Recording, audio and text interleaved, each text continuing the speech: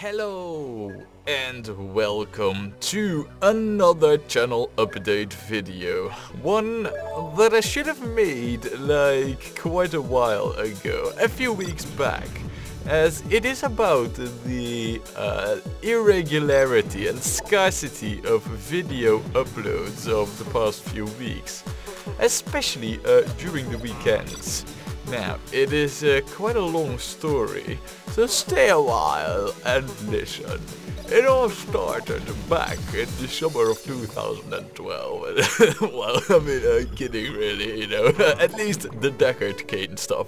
But it did start in the summer of 2012. As I said, it's a long story and you're gonna hear all of it. So, during that summer, you know, me and two other friends walked on the harbor, or the marina that we have in my village. And, well, before I continue, you should know that one of those friends, you know, one of my best friends, is like a painter in the marina, you know, doing yachts and boats and whatnot. And he has his own workshop over there. And back in that summer, I think he just got there for like 2 years. So, well, you know, that summer was also one of the first summers that I went underwater boating and all that, you know. So I was quite, you know, well, enthusiastic about all that. And we walked on that marina and, well, you know, just to give you a little bit of a picture, that marina is in like a old brick baking factory, you know. It's not in service anymore as such a factory, but it's repurposed as some kind of yacht marina or harbor or whatever you call it, really. And, well, it's a big terrain and there was like a lot of old boats, you know, on a certain section of owners who had, well, put that boat on the, you know, on land for the winter, and then they couldn't pay the well, you know, the rent that you have to pay per season, and so they left their boat there. And of course, well, you know, if they don't pay, then the boat becomes of the marina master or the harbor master. So we were walking through those abandoned boats and, well, you know, being enthusiastic about boating and being on the water during the summer and all that. You know, the three of us, with a few beers in hand and all, we kind of got the idea to buy a boat, you know, a junk boat, an abandoned one, and then pimp it out, you know, fix it up, and then, well, just have fun with our own boat.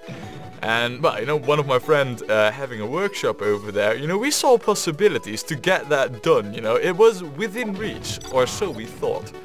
So foolish as we were, well, not foolish, but full of enthusiasm, we, well, kind of got to the boat that was at the furthest back corner of that, you know, section, where there was a boat totally overgrown, completely rotten through, filled with rainwater. We were like, wow, we can get this one for cheap. And, well, I mean, I have pictures of that on my phone, but my telephone is not of such a grade that it can communicate with other devices, so I can't show it to you, but otherwise I would have. That boat, you know, when you saw it, you thought, why hasn't this been, you know, thrown away and sold for old iron price? It was really bad. Overgrown, mossy, rotten, moldy, and filled with rainwater. The engine, though, was only filled, or well, it was half dry, half wet, and it was a real gamble, you know. Like, if the engine was good, then we could make something of it. If it wasn't, then, well, we kind of like, you know, we would have sold it, and then that would be it, you know. No more adventure. So we bought it, you know, we negotiated with the harbor master to buy it for a nice price, and he knew as well that, well, the engine was the big gamble, and it looked alright, but neither of us, you know, none of us four knew whether or not it was good. So we bought it for 1,000 euros, you know, a boat of a good 9.5 meters of steel, and, well, with the engine that was a gamble. I mean, in boating terms, you know, that's quite cheap, especially if the engine's good. I mean, if the engine, you know, is good, and we would have known that, we could have just taken out the engine, sold that, and we would have a profit. but that was not the intention. So we bought that boat. Full of enthusiasm, we thought, you know what, we're gonna rip off the entire structure on it, because it had like, you know, a steering cabin and a place down below where you could sit. It had a toilet, it had a small kitchen. I mean, it was like a proper yacht where you would just, you know, well, boat down the rivers, and you could go on holiday. You could stay for a week on such a boat. But as I said, everything was rotten. So we had the plan to, instead of just fixing everything up, which would have been like a hellish job, we decided, you know what, we're gonna strip down everything, you know, the whole structure that was built on top of it, and we're gonna make it a sloop. A big summer party pleasure sloop. So that's what we did, you know, and that was most of the fun parts actually of that boat. You know, just ripping off all the old pieces, getting a big axle grinder and just cutting through the metal, throwing stuff away, ripping out all the rotten stuff till we had a bare metal husk. Which was to be a sloop, but all it was a metal husk, you know, of which, well, I wouldn't say it was in that great shape, being like 15 years on land, because it was about that long that it had been abandoned. And, well, you know, after we had ripped it apart and stripped it down to its bare frame and engine, we kind of had to start rebuilding it. Well, first actually we had to clean it, because after 15 years of, you know, catching rain and in the weather, the whole thing was dirty like crazy. So I think in total, we spent like maybe a month just cleaning it up. And the thing is, you know, my friend has a workshop over there, but that isn't, you know, that workshop. I mean, it's his business, so he uses it too. It's not like we could just park our boat there for like 2 years and then work on it. He had other stuff to do, so we had to work outside in the weather. So there wasn't that much that we could do. I mean, sure, we could, you know, and that's what we did. Some temporary rigging and strap, you know, one of those orange cover sail things. I don't even know how I call it in English, you know, those industrial blanket stuff over it, just to cover it from the rain. So all the cleanup we did wasn't like completely undone the day after. But we cleaned it and we gave it some paint, but we still did not know if the engine would run. And well, as it happens, you know, the neighbor of my friend who has the workshop over there, his neighbor actually, well, he also has a workshop, and what he does, you know, it's kind of like, because he's retired already, but what he does, you know, just for passion and hobby, is he restores, renovates and services ship engines, but mostly engines that, you know, are used by professional boats, you know, like, well, inner water transport ships, and those used by you know, the water government agency that keeps the, you know, the waterways, well, boatable and whatnot. I mean, he services those kind of engines, and he's done stuff like that for pretty much all his life. So, well, of course he was interested in what his neighbor was doing, and this, well, you know, he kind of helped us out. And believe it or not, you know, after we had cleared out the water and the oil and put in new filters, well, we borrowed a new starting engine, you know, that gives the first swing to the engine from him. But some new oil, some new filters, and, well, you know, leasing a starting engine for him. New battery, which we also leased. The thing run. And, well, you know, I mean, that was amazing. It ran smooth. It did make quite a bit of smoke the first time, but it ran. After 15 years of downtime, partially covered in water, the engine ran, which was like a real make or break moment for us, because if it wouldn't run, we kind of would have abandoned it. So, but it ran, and we did not abandon it. However, we bought it, you know, with the three of us, with that in mind, like, you know, we would buy it, we would restore it, and then we would have some fun for a couple of years, and then sell it like 2 years later or so. That was the plan. But as I said, that was summer 2012. And here I am still talking about it. Clearly the thing wasn't sold, and that it was because, Well, you know, my friend who has a workshop there is a real good friend of mine. The other one, a little bit less so, and he eventually dropped out as well, because he got a girlfriend and, well, he kinda had a bald spot on the back of his head growing as a result of said girlfriend. He had to drop out, so it was just the two of us, and, well, you know, we bought it in the summer. That happened right when winter came along, and during the winter, outside in the cold, snow, freezing temperatures, wind, you know, motivation to do all the work, and it's a lot of work, I tell you that. You know, there's a saying in my language that, well, if I were to translate it literally, you know, buy a boat, work till your death, pretty much, you know. Which is true. A boat is just an incredible amount of work, even to just maintain it, let alone completely rebuild it, remake it. So, yeah, during winter, you know, we kind of had a dip in what we were doing with it, so we covered it in the industrial cover, and we just left it there, you know. We had painted it, the engine, well, at least it had spun for a few minutes, so we knew the engine was good. And then we just left it there, you know. It was clean, it had one layer of paint. And that was pretty much, you know, after a few months, you know how things go. You forget them. Well, you not really forget them, but you get other things to do that, you know, want your attention. And so it kind of got into the background. Not forgotten, but on a lower priority. On the bottom of the things to do, you know, on that list that you have.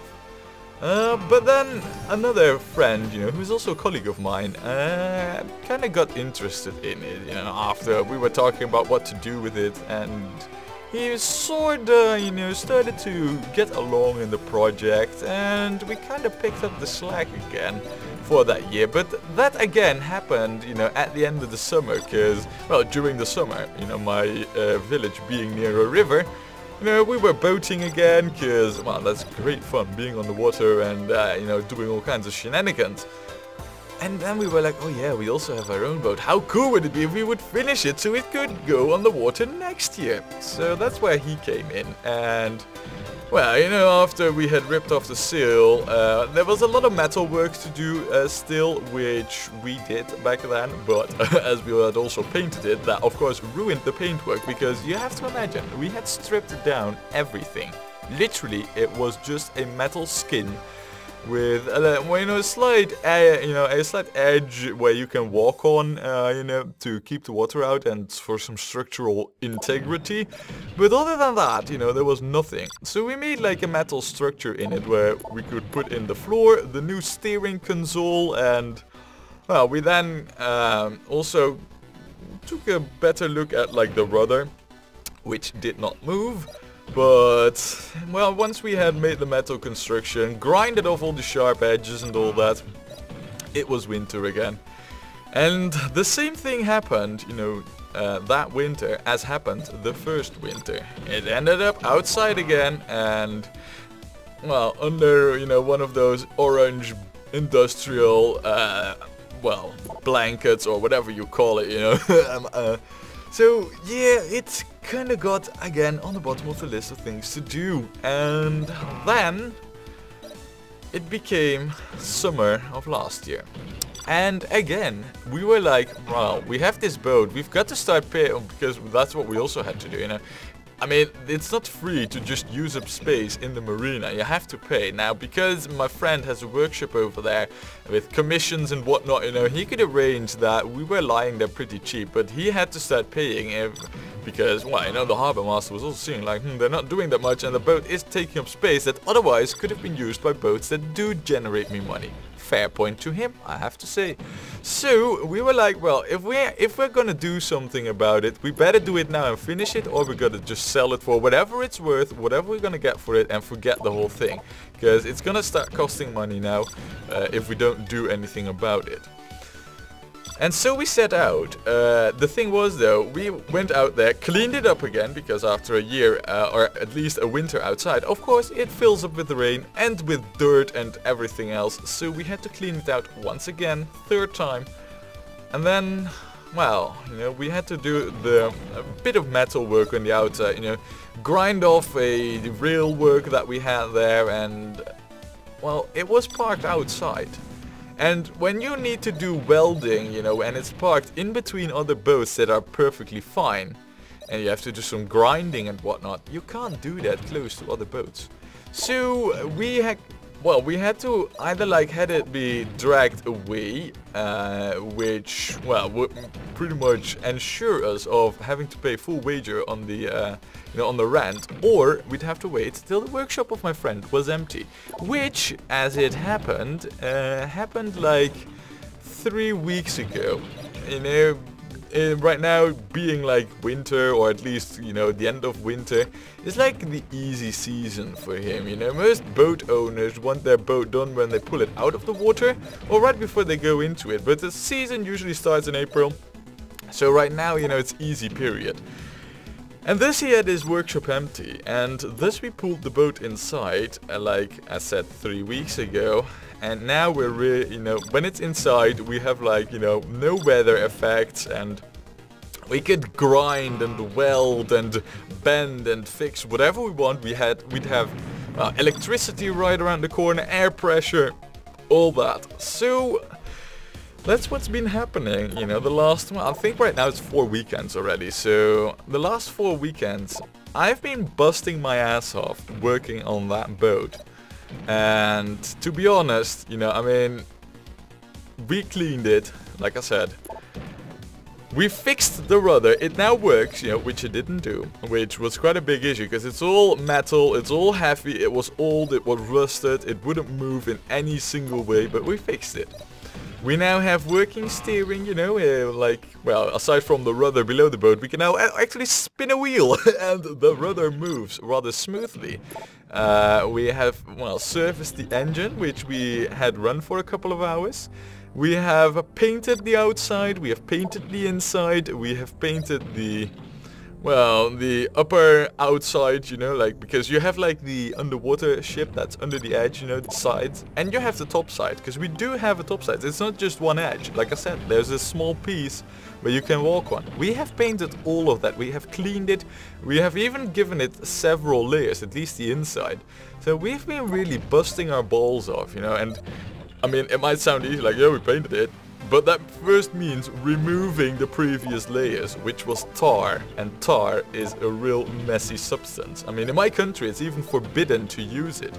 Of course, our boat being very old, it of course used it, because, well, you know, it's forbidden because it's, well, it's real nasty stuff, but it's good at protecting metal. However, we had to remove that, which is an awful lot of work, then do another cleanup and then paint it. So, I mean, when I say we painted it, you know, that's a lot more work than it might sound. In any case, that's what I've been doing. And that's also, you know, because, well, we start out in the morning. We work hard, you know, and after a hard work, especially in the weekend, you know, you drink a few beers. Maybe even more than a few, maybe even more than a handful. But, you know, then after some hard work, you know, and of course, well, you know, we do drink a bit of coffee here and there, but yeah, you know, those beers, I mean, they get to your head, you know. And then I come at home and I'm not in the mood for recording. In fact, when I come at home, I go shower, I go eat, I crash on the couch, watch some TV, fall asleep. I pretty much don't even turn on my PC. So that's what's been happening like the last 4 weeks or so. And usually I do a lot of recording in the weekend, which I did not have the time for the last 4 weeks, which is the reason why the uploads have been quite inconsistent and irregular and whatnot. And I'm afraid, because currently, like I said, we have painted everything. We still need to get ourselves a floor, we need to get side coverings, we need to actually install all the gauges and all that. We need to install our fuel tank still. We also need to, because we've had the engine run with for a few hours, but we did that just so that it could warm up once proper, because it had never done that in like the last 17 years. So we still need to service that, because there's garbage oil in it right now, just to flush it a little bit, you know, get it warm, release some of the old, well, smear and smudge that I might have collected during those years of not running. And Well, you know, there's a lot of work still to do, and I mean, even then, we still need to put it in the water, balance it, because we stripped it down to its bare metal, and because of that, it lost a lot of weight, so we need to rebalance it. We also need to still arrange a cover for it, so that it can just stay in the water when we're not on it, with a kind of tent-esque cover, you know, something that will keep out the rain. And well, you know, there's a lot of things that still need doing. So, for the coming weeks at least, I'll be doing that still. So, uploads will still be irregular because of that. Now, I just wanted, you know, to explain the whole thing, so you know what I've been up to. Oh, and just in the odd case that you are like a real fan of motors and whatnot, you know, what we have in it is a Mercedes 636F, I believe, you know. It's an old thing, back from the day when Mercs made, the Mercedes made decent engines. You know, right now it's all with a lifetime development in it. Back then they made engines to last, and we have one of those. Now, you know, I just wanted to put that out there, but fact remains that for the coming weeks, you know, I'll be busy there, and uploads will still be irregular. And then, I don't know how much time we have in the workshop of my friend till, well, when he has like his next project, so we have to move out of there. But when it's Easter, I kind of promised that I'd help my parents renovate their attic, which is, well, you know, ever since they moved in the house, which was before I was born, they never done anything to that attic, and they're kind of like looking to, you know, just to do some, well, backlog on the maintenance, and they asked if I were to help out, and of course, I do not say no to such requests. So, you know, when Easter hits, I expect that, which I think is like the 6th of April, or somewhere around that time.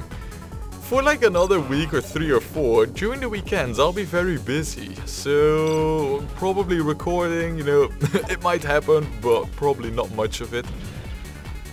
So yeah, you know, for the coming months maybe, uploads might be irregular, but don't think that that is like, you know, nah, he's lost interest in his channel and the gaming and whatnot. No, it's just that, you know, I'm so busy with other things, I just don't have much time for it.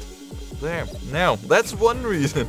Another one, which is, well, it's not really like a, you know, the reason, it's just a thing. Now that I'm talking about why videos have been slow as they go, yeah, you know, my professionalism might have striked me again when I was recording OpenTTD last week, and I forgot to save my recording, you know, because I record the microphone stuff, me talking separately. I totally forgot to save that. Now I use Audacity to save that, and well, you know, I've had that happen before. And what I did before was either just skip the thing or re-record some audio, you know, do post commentary. Both options I completely dislike, you know. Really dislike, with such a strong and profound dislike that last time I had to do a post commentary, I swore to myself I would never, not ever do that again. But skipping a video is also something that I don't like doing. So, I went to the big interwebs and looked for file recovery programs, of which I found one, and, well, you can see it for as advertising or whatever, but I found a program that if you ever need to recover a file you accidentally deleted, this will be your friend, and it's free. It's called Recuva, and I can only recommend it. However, I mean, the program worked great, and the issue was though that, well, you know, I recorded OpenTTD, and afterwards, you know, after I had hit the stop record button, I kept on playing for a little bit, whilst doing some sound editing, you know, cleaning up the audio, and well, you know, I closed it down because I had to save, like, you know, the OpenTTD game, which somehow in my mind I also made, like, the memory that I also saved the audio recording, which I didn't. And so I closed the, you know, Audacity down, kept on playing, surfed some interwebs, when I finally thought, oh yeah, you know what, let's edit the video. And then the audio wasn't there, and I was like, no. So I went to the recovery program, and then I discovered what an absolute crap program Audacity is when it comes to recovering unsaved projects. Now, Audacity itself is great. The options, the possibilities, the quality, it's all master and, you know, unequal. But the file system is an absolute garbage, let me tell you. Because what I had to do, how it works basically, is that, you know, everything you do is stored in some temporary project files. Now, and a recording could be as long, you know, as, well, however long you want to record, however long you have disk space, basically. And the thing is that the recording of OpenTTD, I think was like 1 hour and 40 minutes or 30 minutes or something like that. So, how it saves it then is Audacity saves its temporary files, you know, like the raw recording and every edit you do to it, you know, it's saved. And it saves that in 6-second 1 megabyte chunks, which it names absolutely at random. Well, not really, there is a logic to it, you know, it has folders, and each folder contains like 260 of those 6-second chunks, and the folders have a name which is, well, put in the first part of the files, you know, the first section. But afterwards, it's just totally random.